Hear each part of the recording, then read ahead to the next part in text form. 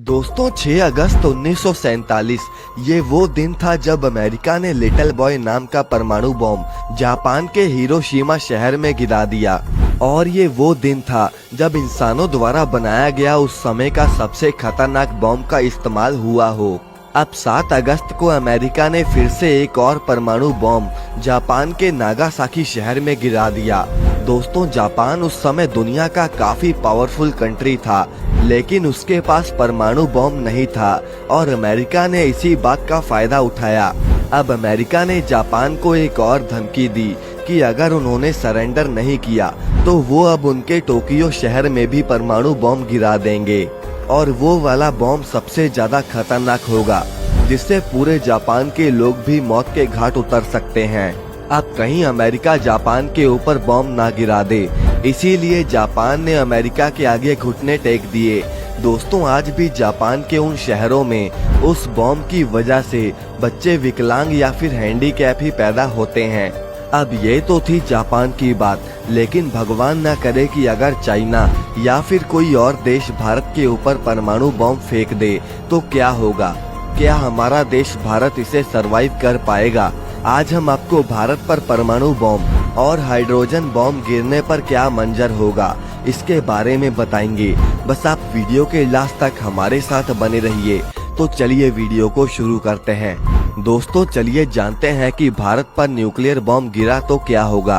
कई लोगों का ऐसा मानना है कि अगर न्यूक्लियर बॉम्ब गिरा तो वो बहुत ही खतरनाक होता है, लेकिन एक्चुअल में वो खतरनाक नहीं होता। दरअसल एक्चुअल में न्यूक्लियर बॉम्ब एक टाइप का प्रदूषण होता है, जो कि अगर भारत के मुंबई जैसे शहर में गिरा तो वो बस 5 किलोमीटर के दायरे में ही डैमेज करेगा। और उस 5 किलोमीटर के दायरे में बहुत ज्यादा हीट निकलता है, जिससे शॉक वेव पैदा होती है और उसकी वजह से ही बिल्डिंग वगैरह गिर जाती हैं। अब ये बॉम्ब यहाँ तक तो इतना खतरनाक नहीं है, क्योंकि मेन जो काम करता है वो है एक्सरे। जब हम लोगों की बीमारियों की जांच होती है, जैसे कि हड्डियों में कोई होल तो नहीं या फिर दांत में कोई होल तो नहीं, ये वाला एक्सरे 6 रोंटगन का होता है।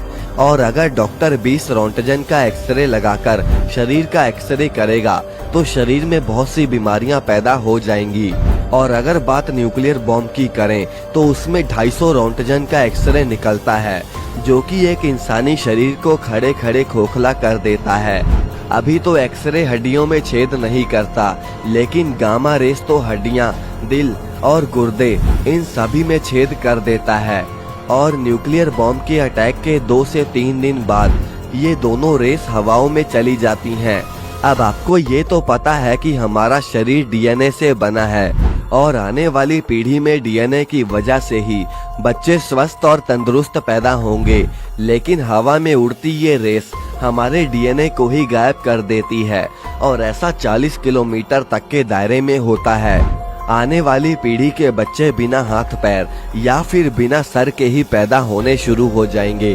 अब ये रेडिएशन ऐसा नहीं है कि 1 से 2 महीने में खत्म हो जाएगा, क्योंकि इस रेडिएशन को खत्म होने में करीब 3 लाख साल लग जाएंगे।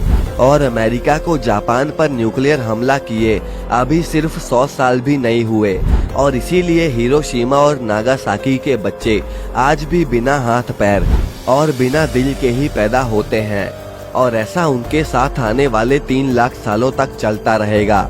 और ठीक ऐसा ही हमारे भारत में भी हो जाएगा। सिर्फ इतना ही नहीं, भारत के पेड़ पौधे भी विकलांग ही पैदा होंगे, जैसा कि आम के अंदर गुठली ही नहीं रहेगी या फिर आम के पेड़ के पत्ते ही नहीं रहेंगे। अब दोस्तों ऐसा ही रशिया में भी गलती से चेरनोबिल इंसिडेंस हो गया था, जहां गलती से ही उनका न्यूक्लियर प्लांट ब्लास्ट हो गया।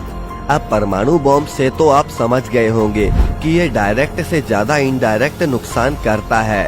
अब अगर हाइड्रोजन बॉम्ब की बात करें तो जहां परमाणु बॉम्ब 5 किलोमीटर तक डैमेज करेगा, वहीं हाइड्रोजन बॉम्ब 20 किलोमीटर तक बिल्डिंग्स वगैरह को तबाह कर देगा। लेकिन हाइड्रोजन बॉम्ब में कोई भी पोल्यूशन नहीं होता और उसमें कोई रेडिएशन नहीं निकलती, और इसीलिए वो न्यूक्लियर बॉम्ब के जितना खतरनाक नहीं है। और हाइड्रोजन बॉम्ब का इफेक्ट भी तुरंत ही खत्म हो जाता है।